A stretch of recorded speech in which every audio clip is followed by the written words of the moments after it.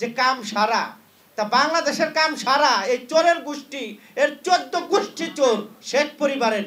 তার ছেলেরা ব্যাংক ডাকাতি করত। তার এই মরহুম শেখ মুজিবের নেতৃত্বে তৎকালীন প্রথম গুম হয়েছিল জহির রায়হান, এবং তৎকালীন প্রথম ক্রস ফায়ার দেওয়া হয়েছিল সিরাজ শিকদারকে। এখানে যারা জাতীয় নেতৃবৃন্দ আছেন তারাই ভালো জানেন। কিন্তু দুঃখ হলো, সত্য কথা, তার মেয়ে রাষ্ট্র ক্ষমতায় আসার পরে এই যে চোরের গোষ্ঠী, এই চৌরি করে সারা বিশ্বে বাংলাদেশের ইজ্জত মেরে একদম শেষ করে দিয়েছে। আমরা একটি নাটক দেখেছিলাম, আপনারাও দেখেছেন, সেখানে কিন্তু একটা ডায়লগ ছিল যে কাম সারা, তা বাংলাদেশের কাম সারা এই চোরের গোষ্ঠী, এর 14 গোষ্ঠী চোর শেখ পরিবারের, তারা এই দেশটাকে ধ্বংস করে দিয়েছে। কাজেই আজকে আপনি দেখেছেন যে লন্ডনে সেই ব্রিটিশ এমপি টিউলিপ নিয়ে কীভাবে আন্তর্জাতিক মিডিয়াতে বলছে, এবং বাংলাদেশের ইজ্জত কিন্তু শেষ। মজার ব্যাপার হলো, আমাদের প্রতিবেশী দেশ, তারা যাদেরকে ভয় পেতেন, শেখ হাসিনার ঘাড়ে বন্দুক রেখে তাদেরকে তারা ফাঁসির মঞ্চে ঝুলিয়েছেন। কিন্তু প্রতিবেশী দেশ ভারতকে বলতে চাই, যাদের দেখে ভয় পান, যাদের জমের মতো ভয় পান, তারা কিন্তু ন্যায় বিচার পেয়ে কারাগার থেকে বেরিয়ে গেছে। গতকালকে আপনারা দেখেছেন সাবেক স্বরাষ্ট্রমন্ত্রী আমাদের বাবর ভাই কিন্তু বেরিয়ে গেছেন। এখন ভারত কাঁপো কাঁপো কাঁপো করছে, কারণ 5ই আগস্টের পরে ভারত আর বাংলাদেশে সুবিধা করতে পারছে না, কারণ তার প্রেমিক হারা হয়ে গিয়েছেন, কারণ তারা তো জনগণের সাথে বন্ধুত্ব করেননি। গতকালকে দেখলাম বাংলাদেশে বিজেপি, আমার বিজেপি ভাইরা সেই কুষ্টিয়ার সীমান্তে 5 কিলো জমি বেদখল ছিল, সেটাও দখল মুক্ত করেছে।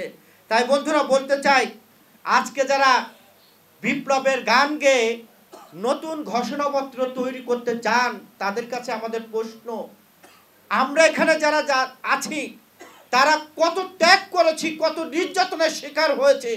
আমরা যারা জাতীয় রাজনীতির সাথে সম্পৃক্ত ঢাকায় থাকি, কিন্তু আমাদের পরিবার, অনেকের পরিবার কিন্তু গ্রামে থাকে। সেই অসহায় মা, অসহায় বোন, অসহায় ভাইদেরকে রাতের অন্ধকারে এই শেখ হাসিনার পুলিশ বাহিনী কিভাবে নির্যাতন নিপীড়ন করেছে, সেই গল্প কাহিনী হয়তোবা আমরা অনেকেই ভুলে যাচ্ছি। আমি যেখানে দাঁড়িয়ে কথা বলছি, এখানে চৌধুরী আলম ছিল, তার লাশের সন্ধানও এখন পর্যন্ত পাওয়া যায়নি। কাজেই এই যে 17 বছরের যেই গল্প, এই গল্প যদি 1000 বছরও বলি তবুও শেষ হবে না, 1000 সিনেমা করলেও শেষ হবে না।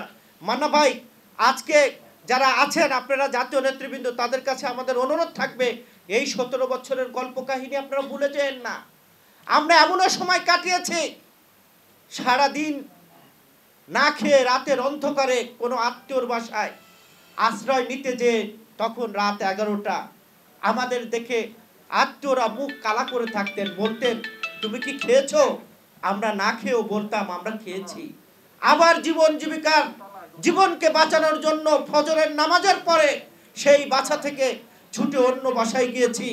আমি ব্যক্তিগতভাবে এই ঢাকা শহরে 100-র উপরে গত 17 বছরে বাসা চেঞ্জ করেছি।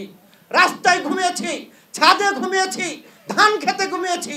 এই ইতিহাস যারা ভোলানোর চেষ্টা করছেন, যারা বলার চেষ্টা করছেন 24-এর আন্দোলন আমাদের ফসল, তাদের প্রশ্ন করতে চাই, কত ত্যাগ করেছেন, কতজন মানুষ খুন হয়েছে, কতজন পরিবার হারা হয়েছেন। আমরা যারা আছি আমরা ত্যাগ করেছি। বিএনপি পরিবার, নাগরিক ঐক্য, ভাসানী অনুসারী পরিষদ, লেবার পার্টি, জামাত, আমরা ত্যাগ করতে জানি, ভোগ করতে জানি না। কাজেই ত্যাগের রাজনীতিতে নিয়ে আমরা আছি। মান্না ভাই ওদিন একটি কথা বলছে, আমার খুবই ভালো লাগছে, বলছিল যে কে শিক্ষিত কে ডক্টর এটা বিষয় না, কে কত বড় ত্যাগ করেছেন এটাই হবে ইতিহাসে লেখা। সকলকে ধন্যবাদ জানিয়ে আমি কথা শেষ করছি।